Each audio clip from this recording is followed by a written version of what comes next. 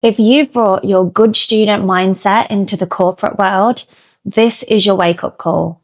At school, the formula was simple. Keep your head down, don't cause trouble, do the hard work, hand it in, and you'll get the grade. In corporate, that same behavior doesn't make you safe. It makes you invisible. This episode is about a mindset trap I see over and over again with smart, hardworking people. I call it the modesty trap. You think you're being humble. You think you're letting your work speak for itself. But in the eyes of the business, you're doing something very different. You're making your value harder to see. You're making your manager's job harder. And you're quietly turning yourself into a risk instead of an asset. So today I want to completely flip how you see modesty, hard work, and self-advocacy at work. By the end of this episode, I want you to see that staying quiet, it isn't neutral. It's an active decision about your career, and it is costing you more than you realize. You'll realize exactly why you need to start speaking up. Let's start with that basic operating system we grew up with. We were almost praised for being modest. You were told, just work hard, don't make a fuss, the right people will notice. In school, that kind of worked. There's a teacher whose literal job is to track your effort, mark your work, and give you feedback. I would know, I've been one. You don't have to self-advocate in class to get the grade. Your homework, and of course your exam paper, do that for you. So carrying that same mindset then into your career, you think if I keep my head down, if I deliver, if I'm loyal and consistent, eventually someone will tap me on the shoulder and they'll say, you're ready for the next level. Here's the mindset shift. In corporate life, that moment never comes unless you create it. Corporations don't run on that quiet, invisible effort. They run on visibility, narrative, and perceived impact. Your contribution isn't what you did on your to-do list. Your contribution is what the right people have actually seen, understood, and remembered. The magic might be happening in the work that you're doing, the spreadsheets, the slide deck, but promotions happen in conversations that you are not in. If you haven't told your story, if you haven't armed your manager with that story, the system has nothing to work with. Let's talk about your manager for a second, because this is where the first big mindset shift sits. A lot of people secretly believe, if I keep quiet, I'm easy. I don't bother my manager.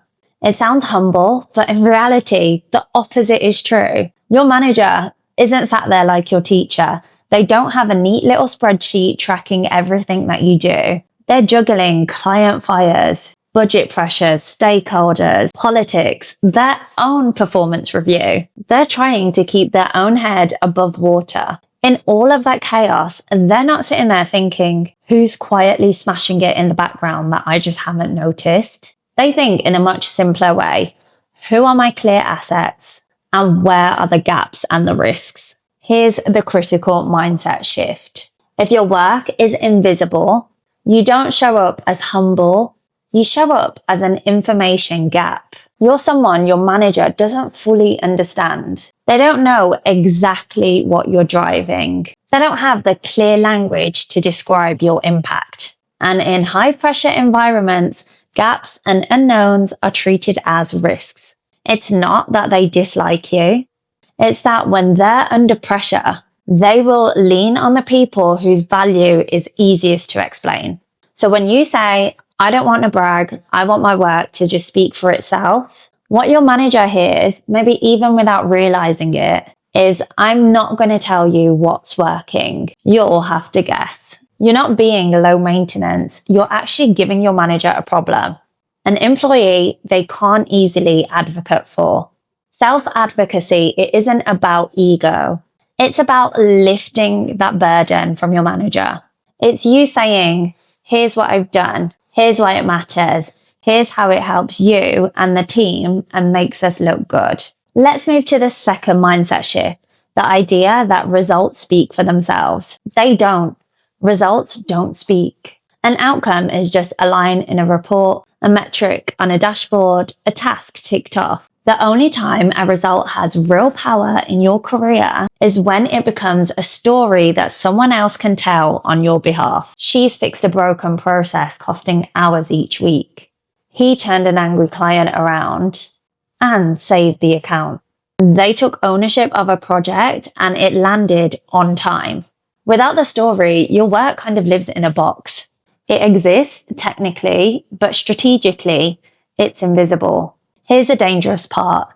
If you don't fill that box with your story, someone else will. The colleague who doesn't work as hard as you, but is much more visible, they're already telling a story. They're comfortable saying, I led this, I spotted this risk, I proposed this solution. They're comfortable joining the dots between their actions and business outcomes. So in that same performance review meeting, when the leader's figuring out who do I reward, who to stretch, who to back, guess who gets remembered?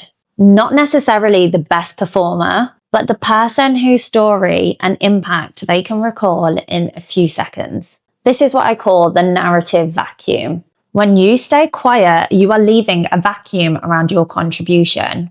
And in corporate life, vacuums get filled, usually by other people's narratives. That might mean your work gets labeled as a team's work. The most visible person in the room gets the credit. Or worse, your value gets completely underestimated because there's no clear story for anyone to hold on to. So the mindset shift here is, my work is not done when the task is complete. My work is done when the right people clearly understand the impact of that task and can explain it without me in the room.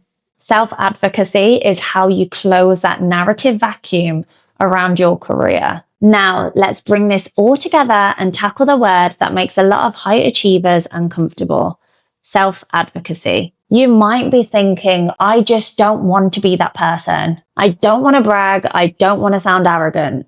Here's a reframe. Self-advocacy is not shouting, look at me. Self-advocacy is equipping your manager to do their job better. Let's go back to thinking about the room that promotions happen in. Your manager's sitting there.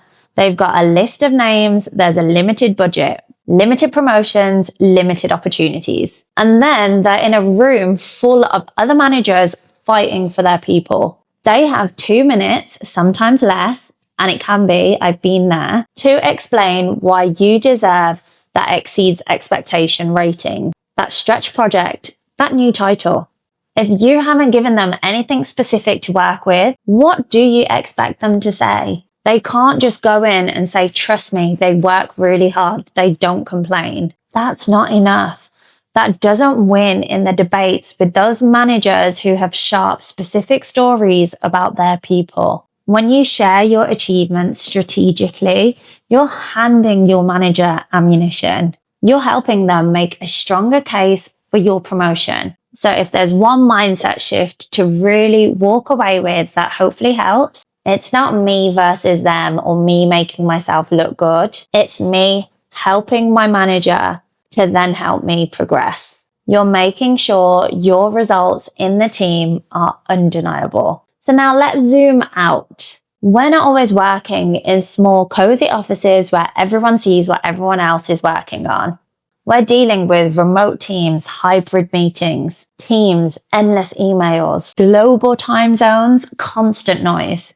In that environment, being the hidden gem, that's career death. People default to what's visible, who they see in meetings, who speaks up, who's on their radar. Survival of the visible isn't about being loud. It's about being intentional about how and where you show up. Shift from I just do tasks to I own outcomes and make sure that the right people understand them. Shift from I want to be recognized to I create recognition opportunities through clarity, communication, and timing. You're not bragging. You're building a credible track record in the mind of decision makers. Visibility isn't arrogance. Visibility is data. Leaders use it consciously or unconsciously. It decides who gets the budget, who gets the opportunity, who gets the benefit of the doubt. I really hope this has helped shift something in you.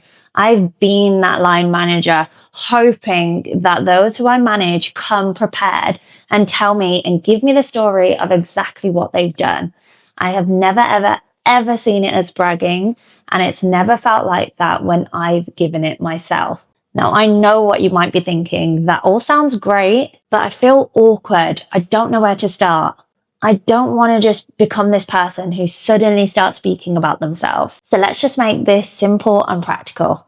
I want you to try my free 7-day visibility challenge. Further details can be found in the description. Every single action should just be clear and honest. That is what healthy self-advocacy looks like. I want you to walk away and ask yourself 3 questions today. If your manager had to defend your value to the CEO tomorrow, what 3 specific things would they say about you? If you don't know, that's a problem. If they don't know, that's an even bigger problem. And secondly, in the last 6 months, where have you stayed quiet where you should have spoken up? Maybe you fixed something and you said nothing. Maybe you led something and it got called a team effort without ever even naming your role. A good idea, someone else voiced first. This is literally the modesty trap in action. And finally, what is one concrete step that you will take this week to make your impact visible? Not someday, not when things calm down, but this week. And if you need help, try that visibility challenge. Because here's the truth. No one is going to come and rescue you from invisibility. No one is going to magically decide how valuable you are if you don't show them. If you recognize this in yourself, your career is not over, but it is asking you for a different mindset. And that shift, the decision to advocate for yourself, is the moment your career really starts to move. If you give me your time, I don't take that lightly. Subscribe so I know this is worth building. I'm Jag Dhaliwal. Let's keep getting into the subtext, and I'll see you next week.